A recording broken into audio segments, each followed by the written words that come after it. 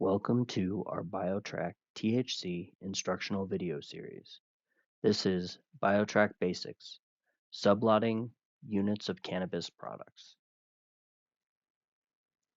Before we go through the sublotting steps, I want to discuss what type of items I mean when I say cannabis products. I'm referring only to the cannabis products that are sold or transferred by quantity of units and not weight. These are items like gummies, which are sold by the package, or tinctures, sold by the bottle. Even prepackaged flour or pre-rolls are included on this list because they are sold by the unit.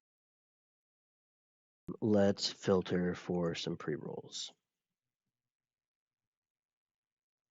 Okay, we can take this pre-roll right here. Whoops. This pre-roll right here. And we could take this 26 batch and we could sublot off however many we want to send to our other store. If we want to send 10, we would deduct 10, say okay. And just remember with sublots, you always want to type in the amount that you're sending elsewhere. Now that I have shown you what the screens look like when performing a sublot of cannabis products, let's talk about what best practices are. First, use BioTrack to find the batch you want to separate, and once you have that highlighted, you'll click on Sublot and deduct the quantity of product you want to put into a separate batch. Click OK. Do not print the label that it prompts you to, but do print a barcode label for the new batch you have made. The second step is to physically find the batch and separate the same quantity as you did in BioTrack digitally, and label the new batch with the barcode you printed.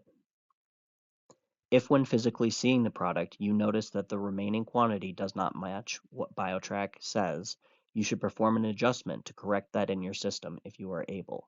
If you do not have the necessary permissions, let your supervisor know. The process I just showed you works great if you're a small location and you're sending over stock to one place and you're just sublotting a few items here or there.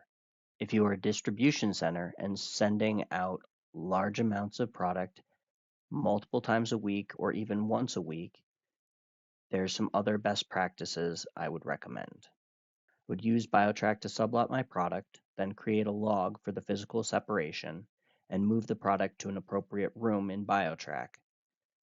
Then I would hand off my log to somebody who would go to physically pick the product, label each new batch, and separate it out for the specific delivery.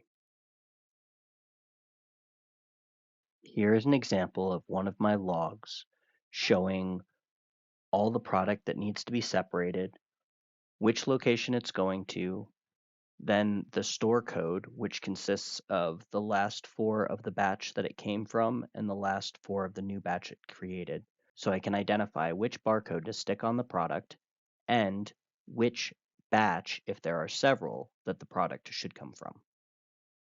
Thank you for watching our video, BioTrack Basics, Sublotting Units of Cannabis Products. Please check out our other videos in this series.